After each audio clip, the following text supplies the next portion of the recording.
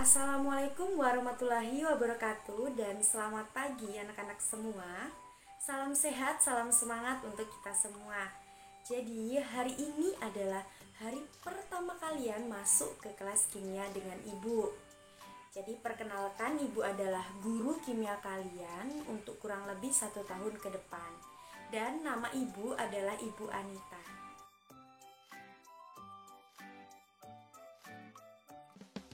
Untuk memulai pelajaran pada hari ini, baiknya kita awali dengan berdoa dengan membaca basmalah, bismillahirrohmanirrohim.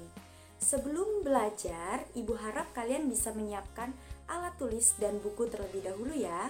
Hari ini kita akan mempelajari tentang hakikat ilmu kimia.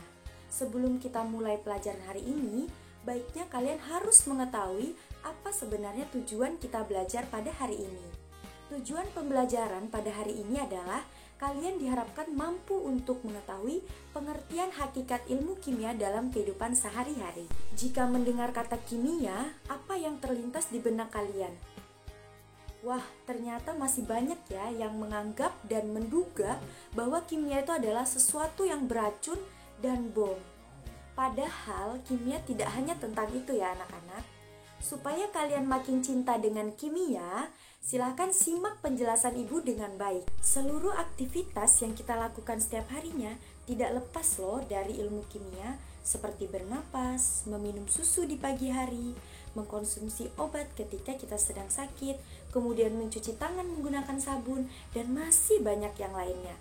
Dan semua adalah zat kimia, seperti zat besi, fosfor, selenium, mangan, magnesium, dan setiap harinya ternyata zat itu kita makan. Masa iya sih? Ya iyalah, karena zat ini adanya di nasi. Jadi, mulai sekarang kalian sudah paham ya bahwa kimia bukan selalu tentang racun, tetapi juga sebagai penunjang kelangsungan hidup. Kimia berasal dari bahasa Arab, yaitu kimia, yang artinya perubahan zat atau benda. Ilmu kimia adalah ilmu yang mempelajari tentang susunan, struktur, sifat, dan perubahan materi. Sebenarnya, apa sih materi itu? Ada yang tahu nggak ya? Iya, tepat sekali. Jadi, materi adalah segala sesuatu yang memiliki massa, volume, dan menempati ruang. Ibu ingin bertanya terlebih dahulu kepada kalian, apakah udara itu termasuk materi ya? Jawabannya adalah ya, karena udara memiliki massa, volume, dan menempati ruang. Coba kalian perhatikan tabung gas yang ada di dapur rumah kalian. Mungkin di antara kalian ada yang memiliki tabung gas yang berukuran 3 kg, 5,5 kg, atau 12 kg. Di samping itu, tabung gas juga memiliki volume dan dapat menempati ruang. Ruang yang dimaksud adalah ruang yang berada di dalam tabung gas tersebut. Yang pertama, kita akan membahas tentang susunan materi. Susunan materi yang dimaksud adalah tentang unsur, senyawa, dan campuran. Unsur adalah zat paling sederhana yang sudah tidak dapat dibagi lagi, seperti ada natrium, kemudian ada hidrogen, ada oksigen, dan ada besi.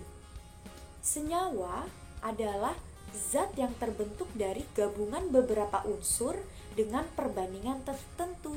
Jadi senyawa ini tidak hanya terdiri dari satu unsur saja nih. Contoh senyawa adalah karbon dioksida yang kita keluarkan saat bernapas dan juga air yang kita sering jumpai. Selanjutnya adalah campuran. Campuran adalah gabungan antara dua zat atau lebih, di mana sifat penyusunnya tidak berubah. Contoh campuran adalah larutan gula, susu, kanji, dan sebagainya. Selanjutnya kita akan mempelajari mengenai struktur materi. Struktur materi menjelaskan tentang ikatan yang terjadi antar atom sampai terbentuk molekul unsur, molekul senyawa atau ion.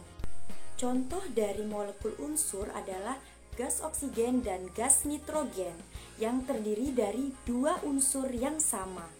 Nah, untuk lebih jelasnya bisa kalian lihat ya seperti gambar yang ada di samping. Contoh molekul senyawa adalah karbon dioksida dan air. Jadi, karbon dioksida terdiri dari unsur karbon dan oksigen, sedangkan air terdiri dari hidrogen dan oksigen. Kemudian selanjutnya adalah contoh ion. Nah, contoh ion ini Ibu ambil yang sederhana yaitu ion natrium dan ion klor. Nah, kedua ion ini berada pada garam dapur. Selanjutnya adalah sifat materi. Jadi, anak-anak, sifat materi yang dimaksud lebih mengarah ke sifat-sifat yang bersifat kimia dari suatu zat tersebut. Misalnya nih, yang pertama, mudah terbakar seperti alkohol. Kemudian yang kedua adalah mengalami korosi seperti besi. Kemudian mudah bereaksi dengan zat lain dan lain sebagainya. Kemudian kita juga akan mempelajari mengenai perubahan materi. Perubahan materi dibedakan menjadi dua, yaitu perubahan fisik dan perubahan kimia. Perubahan fisika adalah perubahan yang tidak menghasilkan zat baru. Contohnya adalah lilin yang dibakar. Nah, coba kalian perhatikan kejadian atau peristiwa lilin yang dibakar. Ketika lilin dibakar, lilin tersebut akan meleleh dan tidak menghasilkan zat baru. Ketika lilin tersebut dingin, maka lilin itu akan membeku dan membentuk lilin yang keras. Selanjutnya adalah es yang mencair.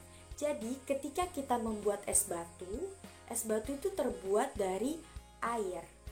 Nah, ketika es batu tersebut diletakkan atau kita taruh di ruangan terbuka yang suhunya tidak rendah, maka es batu tersebut akan mencair dan kembali ke komponen awalnya berupa air. Selanjutnya, perubahan kimia. Perubahan kimia adalah perubahan yang menghasilkan zat baru akibat adanya reaksi kimia. Contohnya adalah besi yang berkarat.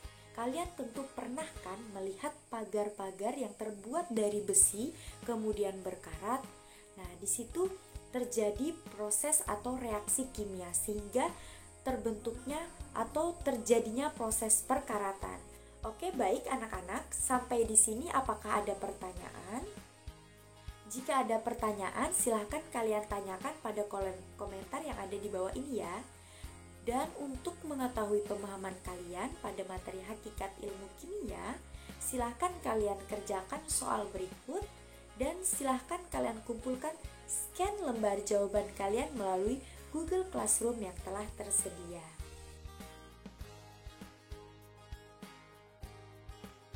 Kesimpulan pada pembelajaran hari ini adalah hakikat ilmu kimia adalah bahwa benda itu bisa mengalami yang pertama perubahan bentuk, kemudian susunan partikelnya menjadi bentuk yang lain sehingga terjadi deformasi, kemudian perubahan letak susunan. Nah, jadi ini mempengaruhi sifat-sifat yang berbeda dengan wujud yang semula. Baik anak-anak, itu saja yang kita pelajari hari ini. Ibu ingin mengingatkan, persiapkan diri kalian untuk kelas kimia pekan depan ya. Materi yang akan kita pelajari pada pertemuan selanjutnya adalah peranan ilmu kimia. Jangan lupa belajar ya anak-anak. Oke, kelas hari ini selesai dan Ibu ucapkan terima kasih karena kalian telah memperhatikan penjelasan Ibu. Sebelum Ibu mengakhiri pertemuan pada hari ini, marilah kita bersama-sama melafazkan hamdalah. Alhamdulillahirrabbilalamin. Sampai jumpa anak-anak. Assalamualaikum warahmatullahi wabarakatuh dan selamat siang.